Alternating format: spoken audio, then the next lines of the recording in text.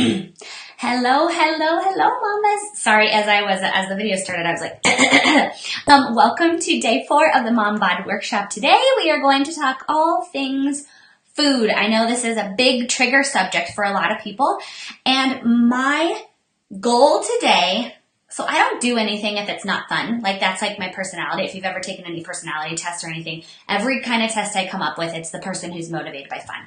So I want to make this fun and exciting for you because I don't do anything unless it's fun. And I really want to take my nutrition, my health, my wellness to the next level, and I think that needs to be fun. So if you are joining us for the very first time, welcome. You don't have to have watched the other videos, but they are helpful. I will give you a recap page if you want to talk about goal setting, affirmation, and how to find a joyful way to work out. All of these topics weave really well together, but they can also be standalone. So know that you don't have to just start with today or with doing the other videos. So if you don't know me, hi, my name is Julia Jackson, and I help moms get healthy body and soul so they can be the mom and human that they were meant to be. And I really like cake, and I think that everybody should be able to have birthday cake in their wellness plan. So like, holla.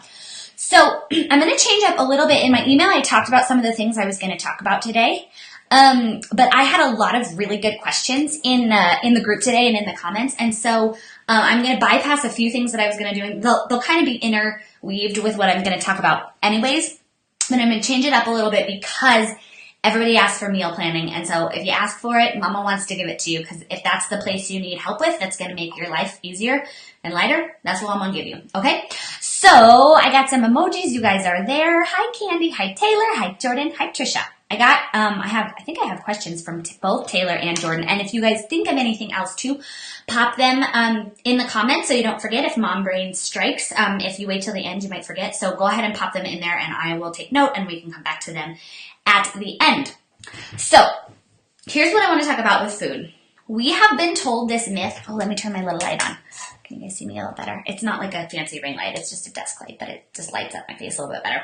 So we have been told this myth for our whole lives that we need to eat less and exercise more to lose weight. And it's total crap, right? Because if that worked, we'd all be super skinny. We would all have all the willpower we would ever need. We would just eat less, exercise more, and be perfect. So that is a huge nutritional myth that we've been told. And so it takes some time to rewire our brains and understand that we need more food to function, to burn more calories, to light up our metabolism, all of this stuff.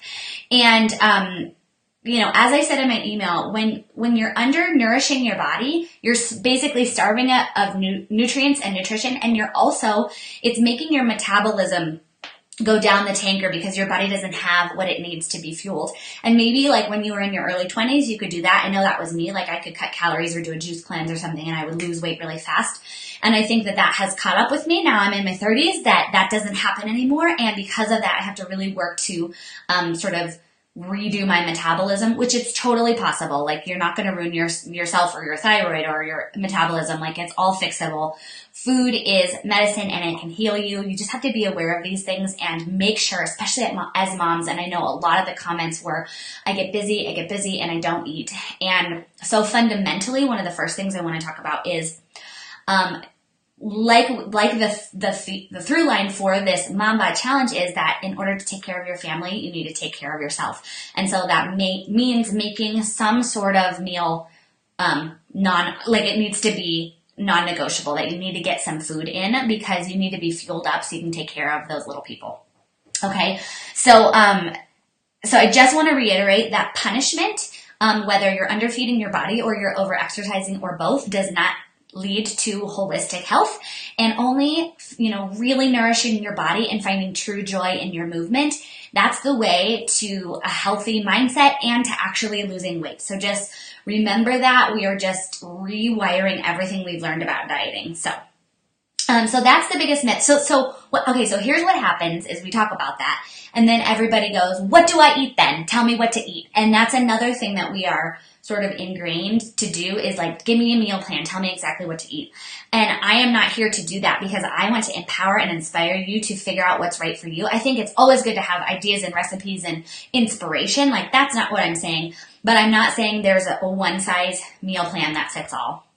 There's different dietary restrictions, different needs based on breastfeeding, based on just who your body is, or maybe food intolerances, things like that. So I had 2 tips for you because I'm not going to tell you what to eat, and that's purposeful. Because I really want you to start doing this for yourself, because that's going to give you the long-term success that you're really looking for, is to be able to make your own choices and feel really good and feel like really grounded in your choices versus like just being this stressed out, like I have to follow this meal plan and get this grocery list. So the number one thing you can do to improve the quality of your health and your wellness, and it's a simple thing you can do without meal plans or diet plans, is to just up the quality of everything you're eating, right? So in all areas. So you just want to be eating real food, right? So what is real food? Something that's not packaged or processed, and something that like maybe a 7-year-old could label, right? Like they could say, oh, that's a potato, or that's an apple, that's an orange, that's a burger, like something that's like it's actual real food. And so, like, honestly, just in and of that of itself, if you were to just say, I'm going to up the quality of what I'm eating, whether that be, and I know there are restrictions based on where you live and money in terms of organic and those kinds of things, but they're becoming so much more accessible in grocery stores, like even Whole Foods lately. I've noticed since Amazon bought them, their prices have become really like mainstream, like just a lot more affordable. I got a whole cart full of groceries, and it was like $100. Again, it was a lot of food. And so, in areas like, or as things run out, if you can start upping the quality, getting some more organic stuff, trying that, is that you're just going to get more nutrients. You're going to be fueled up better by choosing quality foods. And so I think sometimes it's this idea that like, well, it's just, I need something easy that's fast, and so I choose a lean cuisine. But I want you to think about it in the fact that you pay for that long-term in your health and in your fatigue, your energy, like the way you feel, the way your pants fit when you're choosing really processed foods, is that even taking an extra 10 minutes or something to prep a more real food meal is going to have a longer term payoff. So it's thinking of food as fuel. And this was a question someone asked, I can't remember what the question was, but here's the answer to the question, is that when you're eating healthy, you actually have to eat a little bit less and not as often, because those foods actually fill you up and fuel you for the long term, versus sort of like putting in empty calories. Oh, if you can hear baby Hazel, she's crying, but she's like crying in her sleep. She's like kind of sick. I hope you don't think I'm just, my husband's up there. Anyways, so here are some areas to look at. So it's thinking of food as fuel and knowing that if you're eating healthier, it'll last you longer, it'll keep you more full, and you won't actually have to eat as much, which is why I think a lot of people choose quick processed snacks, is because they think, oh, that's easier. But it's actually going to make you have to eat more often, because it's not giving you real nutritional value. So things to look at are the types of fats, the quality of fat you're looking at, sugars, flours, white flours, dairy, meat, and produce. Those are like the main food groups. So just like really thinking about upping the quality in those areas could be the thing that like really skyrockets without having to like change anything really drastic or do anything crazy. And then number 2 was to add maybe some smoothies to your life. This is a great way, and this kind of answers Taylor's question we were talking about toddlers, is to sneak in some veggies inside a smoothie. But even for adults, like I have a protein shake I drink every day that I put spinach, kale in there. Like I throw a bunch of stuff in there because it's got protein, it's got probiotics, and then I can add some greens and veggies. I can add fruit. I can add, some good high quality fats like nut butters or like a full fat yogurt or like full fat coconut milk, something like that. So if you guys need a recommendation on a protein smoothie, I'm happy to give that to you. I love mine. So a smoothie is another great way, especially if you're on the go, just to make something fast in the blender. And it doesn't have to be a protein smoothie either. I think our society is so crazed on protein that sometimes we get too much protein, but just making a green smoothie, you could throw in some, like coconut water and some pineapple and a little vanilla extract and a pear and coconut milk and call it good. Maybe a little nut butter or ginger. There's thousands of things you can do with a smoothie, but it's a great way to pack in a lot of nutrition. It can be on the go. It can be kind of your fast food. So smoothies are number 2, just a really easy way if you started drinking a smoothie per day. And for everyone's different. So for me, when I have my smoothie, it's usually I really add a lot of things in there, so it really fills me up. or I'll have it sort of as a snack in between. But sometimes, depending on who you are, what your day is like, that could be enough for a meal. Just listen to your body, and if you're hungry, you know, an hour after you have a smoothie, you're gonna probably need something else. And then the third thing is meal planning. So I'm gonna give you 3 sort of ways that you could approach meal planning. The first is sort of the, I think it's what everybody thinks about when they think about meal planning, which is doing this big grocery loot, getting all this stuff, taking it home, making like 17,000 meals, putting them in Tupperware, having them ready to go. Now, the benefits of this kind of meal planning are awesome because you do the work on the front end, right? Like it might take a day, like on Sunday you go grocery shopping and meal prep, and like that takes up the whole day. But you front load that work, so throughout the week you kind of just don't have to think about any meals and they're ready to go. I will say, for me, this isn't, like I can't follow through on that big of a scale, and I get really bored, and I like to have variety. But if you are one of those people, power to ya, sister. Like that is awesome. And can, like I said, can really save you a lot of work on the back end. And there are tons of ways to do that, but it's basically like you're front loading all your work and cooking and getting it ready, either in portion control or just like having a plan for the week. The second way to do it, and this is a little more approachable, I think, for people, is to do it in a few days increment.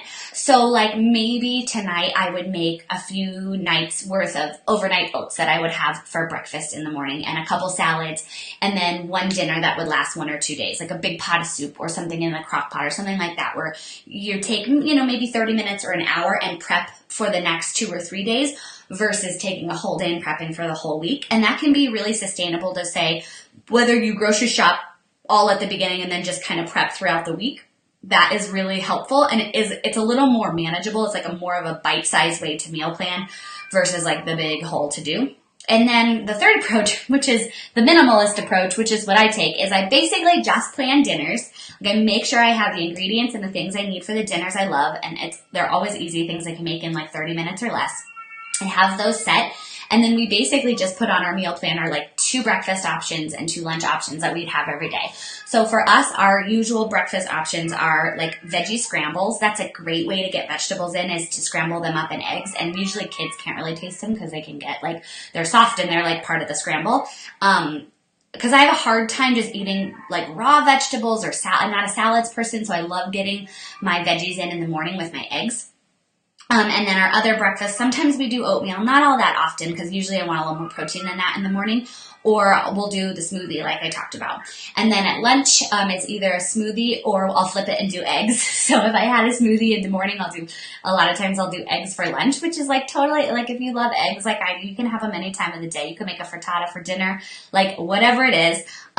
We don't really I'm trying to think what else. We don't really do that much. Maybe leftovers. Leftovers are a great way to just like make sure that you're getting in lunch, because I think lunch can be one of the harder ones. Like we're feeding the kids and we're getting them ready, or we're out and about, or you're on the go. And so like making a big pot of soup or having leftovers from the night before, making a double batch of your dinner so that you have leftovers throughout the week is a great way to do it. So that's kind of that's how we do it in our houses. I plan like 5 meals, and then I allow us like, you know, one night maybe we'll go to our parents for dinner, or one night we'll eat out. We have a food truck that comes to our neighborhood every weekend. It's so fun. So leaving a little flexibility, I think one of the things that happens that goes wrong is when you like over plan and then something goes awry, like you've got something, or you have to go to the school for something, or just like life gets crazy and you go out to eat, then either you're left with food or you feel like a failure because you haven't followed your meal plan perfectly. So just give yourself grace. And usually for me, I find that less is better. So planning 5 meals a week works for us, because there might be one night where we just like, it's like, oh crap, it's 6 and we haven't eaten yet. So like, we're just going to make something that we have on hand, or like we've got this beef, we'll make some, lettuce tacos or something like that like it just doesn't always follow through. So having a little flexibility in your week is A-okay, and it will save you money. If you're over planning and over buying on your groceries, then that can get expensive if you're not using them, and it feels just kind of like a waste. Okay, so is that helpful? Give me an emoji if you're still there. I think this is all working. I never know if I'm like talking to nobody and like just like hanging out in my office teaching on meal planning. Okay, so I had some questions, and like I said, as we went through that meal prep stuff, if there were any questions that came up, pop them in the comment box. So So, the first question, we answered this. So Angeli asked about meal planning. So I hope that helps and gives you at least a little bit of an overview. Okay, so Taylor asked about toddlers' husbands. Oh, no, it wasn't Taylor. I'm sorry. Samantha.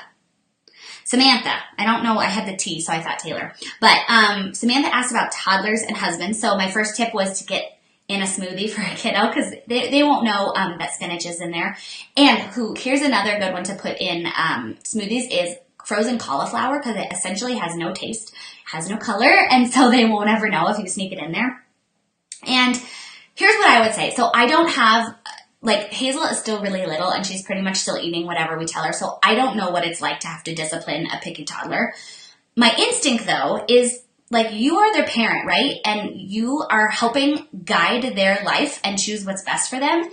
And so without being you can make them eat healthy, I think that you can start guiding those choices and not necessarily put your foot down, but start saying this is what we're doing because you know how good it is for them. When you have that foundational truth of my child needs this nutrition and needs hydration in order for them to function in life and in school and for all of their little systems to work, that it's sort of the why behind it is even if it's hard and even if it takes a little bit of a learning curve or some discipline that maybe hasn't been in place before, I think it's worth it.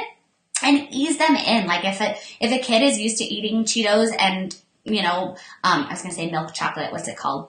Hot chocolate? No. Yeah, milk chocolate. Chocolate milk. That's going to be a harder transition to start getting them eating some healthier things. But I do recommend one way to do it is to just have them be a part of it. Have them help you pick out the produce at the grocery store and have them help you cook and have them help you cook stuff up, and you can talk to them about what's in a carrot and how does it help them and it helps their eyes and don't they want to see well. So there's ways you can make it really fun and include them instead of just being you have to eat this healthy food.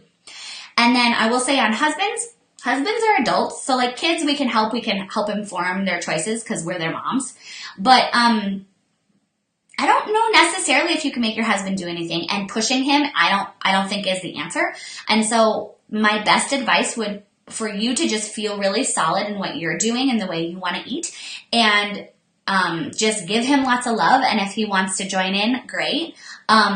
If not, he can cook his own meals. No, I'm just kidding. But truly, we can't, you know how it feels when someone is pushing you to do something that you don't want to do. You fight that even further. So just give it some ease, work on you, do your thing, and hopefully that those healthy habits will, spill over to him. And if not, at least you're eating healthy. So Taylor says, what's a good organic milk? I've been reading how normal milk is so bad for you. What's inside it? It's so personal, and I don't want to I choose organic milk. I have read a couple books that's kind of scared the crap out of me, and I don't know all the facts, and I'm definitely not a scientist, but just in terms of hormones and what's added in versus in non-organic or non-pasteurized versus organic, it's a choice I made, and I feel like it's so much more affordable now. So there's so many brands. So I don't know. I know Horizon is a really good brand. I don't know what you have by you. We actually get some of our milk from a local dairy company. Now they're not certified organic, which here's another really cool thing about organic is a lot of times local farms will be technically all their practices are organic, but to get the labeling is really, really, really expensive. It's maybe $1 million. And so for this family farm, we use it's called Longmont Dairy Farm, and all their practices, they're really good to their cows. They love their cows. They're grass fed. It's really high quality milk, but they're not technically organic. But that's one thing that as you learn more about labeling and packaging, a lot of times local can even be better than organic. So I would encourage you to look into that and see if you have any place local. And it's definitely not, it's not even as expensive. And the guy, when I talked to him, he said it would be, it would make a gallon of milk $10 for them to sell if they had the organic labeling on there because it's so expensive. So I hope that answers that. But you can kind of just start to look at labels. So Christine said, she said, I don't know if it's me, but I keep missing the beginning of the live videos. My phone says the time has passed. Oh, weird. Well, I guess you could go back and watch. I don't really say that much at the beginning. It's just welcome. Okay, so we covered toddlers and husbands. Katie asked about, this is such a great question. And I can't remember her exact words, but I wrote down breastfeeding and losing weight. So here's my opinion, and this is strictly my opinion, and I am still breastfeeding just in the morning and the night. For me right now, I have no weight loss goals. So she kind of asked like, you know, what's a healthy way? Like obviously you need to eat more so your body is like fueled up and like able to feed your child. But she was kind of asking about, like, is it okay to lose weight during that time? For me, I've just sort of said, you know, this is kind of where my body wants to sit. And I would rather, for me personally, just focus on the daily healthy habits that I know I'm taking. And I'm doing my best in my food and I'm trying to exercise every day and just feeling good. That I'm really, right now, I'm unattached to a weight loss goal. And I probably have some weight I could lose, but I just don't want to focus on that because I just want to enjoy the journey. And I'm appreciative that I'm still breastfeeding. And so, Katie, I want to give you the permission that, like, you can let yourself off the hook and say you don't have to lose weight. If not, you know, that's definitely a little bit more of a doctor question. Since I'm not a doctor, I can't exactly say, like, what's the appropriate amount of weight to lose. But I will say to continue to listen to the innate wisdom of your body because, you know, you don't want to starve yourself because that's not going to be good for your milk supply or your fatigue levels or anything that's functioning in your body. But you might not need to lose any weight. Like maybe your body is really happy where it's at. And when you're done breastfeeding, maybe you'll lose a little bit naturally or you'll gain some. Who knows? But for me, I found a lot of freedom in not having a goal. So I'll say it. I don't want to lose any weight. I don't even care. So hi, Teresa. I love you. Thank you. So yeah, she's kind of affirming this. So Teresa said, my husband and I had an agreement. As long as I'm feeding another human, don't worry about losing weight. That's beautiful. And that's not for everybody. What I do want to do is just give you permission to feel that way. Like if you're like, I'm just like cool with being who I am. And like if I got 10 extra pounds, but I'm feeding my baby and keeping them alive, like cool. Like I think that's okay. So there's, you know, this season when you're breastfeeding and when your children are little is so short in the long-term scheme of things that there are so much better ways to spend your energy than on losing to learn weight. And obviously I care about getting healthy or else we wouldn't be doing this challenge. Like, you know, you don't want to like not care and just eat a bunch of crap. Like obviously that takes work each day. But for me, oh man, it feels so free to not have a goal. So, okay, last one. This is such a good question. Jordan talked about evening binging, which I also have been trying to break some of my habits and they are hit or miss and it's holiday, like after the holidays. And so Jordan, is it sweets or salty stuff that you like better at night? So I'll let Jordan answer that if she's on. I know she was on here earlier. But so the first thing with evening binging is that it's not necessarily bad to have a snack. Just start making some swaps. So maybe like I always want sweets at night. I want sweets in general all the time. But like, ice cream. So this is a perfect example last night. So we're trying to make swaps of like, okay, if I was normally going to have this big old bowl of like sort of processed crappy ice cream, either get a really good quality ice cream that, you know, the ingredients are cream, sugar, egg, you know, like really simple, like things that are real foods, or like make your own. So last night we love making nice cream and I have actually, I think it's in the group, but it's a download of guiltless desserts for busy moms that you guys should grab. It's free. And so nice cream is essentially banana ice cream. And we do it and we have a Vitamix blender, which is a high powered blender, or if you have like a Cuisinart or an ice cream maker, you use frozen bananas. That's sort of the base because it makes it really, really creamy. And we did a can of full fat coconut milk, a little bit of vanilla extract, and then like a cup of pineapple. And it was delicious. And it was like this. It didn't even taste like sorbet because it was so creamy from the full fat coconut milk. It was delicious. So that would be one tip, is to just start making some swaps. You know, maybe it's always nachos that you crave at night. So like, cool, make a little plate of nachos and make it a portion size that's like not a whole nother dinner, and like eat it slow and enjoy it, or choose, you know, maybe some popcorn with a slice of cheese or something as a swap. Gelato is super yummy. Just like look at the ingredients and choose really high quality. And then here's another piece for Jordan and for everybody, which is understanding that like I like to give you guys sometimes the knowledge behind why, instead of just saying like, okay, like let's not eat food after 7 p.m. or whatever. But when you eat the closer it is to your bedtime, as you're digesting your food while you're sleeping, it's really hard on your system and it actually affects your sleep. And so choosing to kind of keep things in a window of time when you're eating, you know, breakfast through whatever your last kind of snack is, and that can be figure out what's right for you depending on your bedtime, but is to really understand that it's hard for your body to process that, and it's not great for your like fat burning, because there's this time that sort of just naturally happens where we're fasting from nighttime until we eat breakfast. And so when you can kind of extend that window of when you're fasting after dinner, like say you eat dinner after 6, and you have that much longer for your body to just process and digest your food, by the time you go to bed, you're going to have a more restful night's sleep and be more energized when you wake up, versus your system is taking all this time to digest it while you're sleeping. And so to me, like that helps, inspire me a little more, versus saying like, I can't eat after 6 p.m. It's like, well, it's like going to affect my sleep, which is like so precious, and it takes longer for my food to digest, and that could be a cause of weight gain or why weight is not coming off or something like that. So I hope that gives you a little bit of like reasoning under that, is to kind of pick a window, and then also like don't beat yourself up, swap it out for something a little bit better, or maybe choose a couple treat nights instead of it being every single night. Even something like, sometimes I'll be craving something sweet, and I get this, there's this yogi tea. It's caramel bedtime tea, and it's so delicious, and I put a little bit of raw honey in there, and it's sweet, and it actually does the trick. Or like a little piece of really good high quality dark chocolate, because it's so rich, sort of lets you still feel like you're getting that treat, but it doesn't put you overboard. So any other questions, you guys? I know we went a couple minutes past. Oh yeah, a few minutes past. I had a lot of things to say today. Okay, well, I will let you guys go. Let me know as you're watching this video, if you're watching it later, what kind of swaps you could make, what kind of meal planning you want to do. If you had any ahas, or you want to share this with a friend, go ahead and tag them. If you have not joined the challenge yet, it's not too late. We have today and tomorrow still left. I will put that link in the comments, but it's bit.ly/5-day mom bod challenge. I love you guys so much. I hope you got some great insight today, and I will see you tomorrow. Bye.